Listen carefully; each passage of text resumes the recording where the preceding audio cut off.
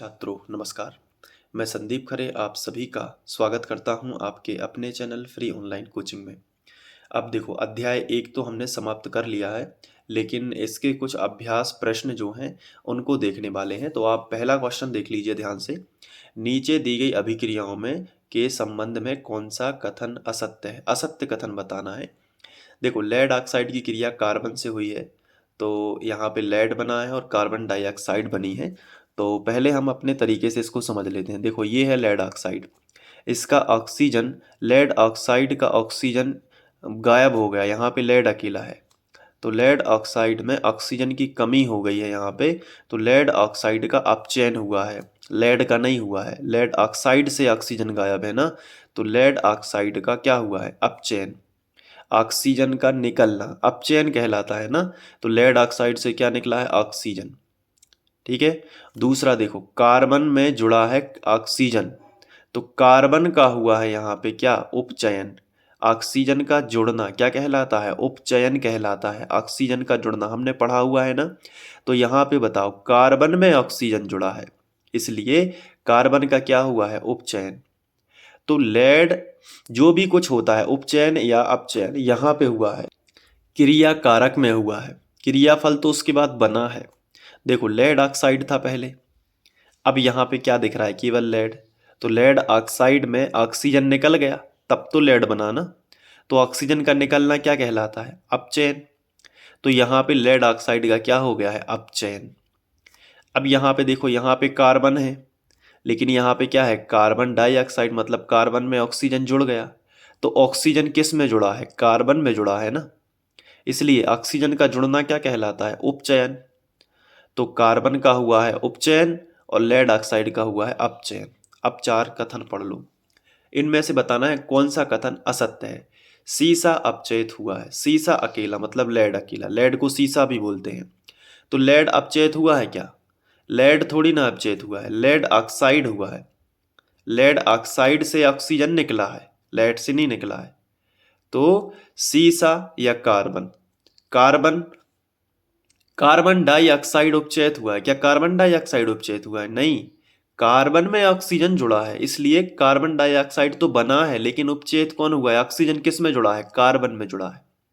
इसलिए ये ऊपर के दोनों कथन असत्य हैं, क्योंकि ये जो है ये सीसा और कार्बन डाइऑक्साइड ये दोनों क्रियाफल दिखाते हैं, लेकिन अपचयन और उपचयन कहाँ हुआ है? क्रिया कारक में हुआ है। क्रिया कारक के बाद ही तो क्रियाफल बनेगा ना। तो ये दोनों कथन कैसे हैं? असत्य हैं। ठीक है। असल में इन दोनों को पढ़ लो। कार्बन उपचयित हो रहा है, ये सही है, कार्बन हो रहा है ना उपचयित, कार्बन में ही तो ऑक्सीजन जुड़ेगा। ये देखो कार्बन में ऑक्सीजन जुड़ा है तभी तो कार्बन डाइऑक्साइड बना है, तो इसलिए कार्बन हो रहा है उपचयित। लेड ऑक्साइड, लेड ऑक्साइड अपचयित हुआ, बिल्कुल लेड ऑक्साइड में ऑक्सीजन निकला है, इसलिए लेड ऑक्साइड ही अपचयित हुआ है। तो असत्य कथन बोला था, तो दोनों ऊपर के असत्य हैं, इसलिए ए और बी दोनों, ये आंसर या आपका ये वाला सही होगा। दूसरा देख लेते हैं। यहाँ पे लिखा है Fe2O3 plus 2Al Al2O3 plus iron, चार अभिक्रियाएं दी गई हैं, बताइए कौन सा? संयोजन अभिक्रिया क्या कहलाती है? संयोजन अभिक्रिया में जब दो पदार्थ आपस में जुड़ते हैं और केवल एक ही उत्पाद बनाते हैं, संयोजन अभिक्रिया। द्विविस्थापन अभिक्रिया अलग चीज है। वियोजन में क्या होता है? वियोजन में एक अभिकारक होता है, लेकिन दो या दो से अधिक उत्पाद बनते हैं। पहले इनको समझ लो, संयोजन वियोजन। ये बताओ क्या संयोजन वियोजन में से कोई है? इसको पहले देखो। तो पहले संयोजन चेक कर लो, जिसमें एक उत्पाद बनता है। क्या इसमें एक उत्पाद बन रहा है? नहीं, इसमें तो दो उत्पाद बन रहे हैं, इसलिए संयोजन तो नहीं हो सकती। इसके बाद देख लो, क्या दो उत्पाद बन रहे हैं? बिल्कुल। क्या एक अभिकारक है? नहीं, इसमें दो अभिकारक हैं, तो वियोजन भी नहीं हो सकती। अब 50-50 चांस बचा। अब बचा द्विविस्थापन अभिक्रिया है या विस्थापन। द्विविस्थापन अभिक्रिया क्या कहलाती है? जिसमें दोनों ओर आयनों का आदान प्रदान हो, किसी एक पदार्थ से ना हो, दोनों पदार्थों से हो, क्रिया कारक के दोनों पदार्थों से हो, दोनों पदार्थों में, मतलब इसका आदान प्रदान इसमें हो तो इसका आदान प्रदान इसमें हो। इसमें चेक करो क्या दोनों में हो रहा है? आंसर है नहीं, एक में हो रहा है। देखो कैसे, एल्यूमिनियम ने ऑक्सीजन को अपनी तरफ खींचा है, खींचा है कि नहीं? एल्यूमिनियम ने ऑक्सीजन को अपनी तरफ खींचा, Al2O3 बना लिया।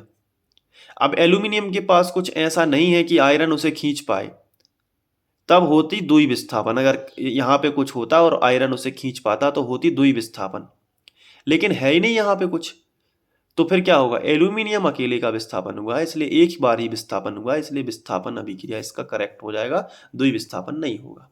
तो ये दूसरा भी आप इसको अच्छे से कर लोगे। अब देखो यहाँ पे तीसरा जो दिया गया है, इसमें लिखा है कि लोहे चूर्ण पर तनु हाइड्रोक्लोरिक अम्ल डालने से क्या होता है। देखो लोहे का चूर्ण मतलब Fe, इसको मैं इस पेन से लिख देता हूँ यहाँ पे रफ में, यहाँ पे समझो लोहे का चूर्ण मतलब Fe यानी लोहे चूर्ण पर क्या डालना है, हाइड्रोक्लोरिक अम्ल यानी कि HCl। क्या होगा, सही उत्तर पर निशान लगाइए। तो देखो यहाँ पे चूंकि हिंदी में लिखा है तो ये समझो कि आयरन जो है ये पॉजिटिव रहता है और क्लोरीन कैसा रहता है, नेगेटिव।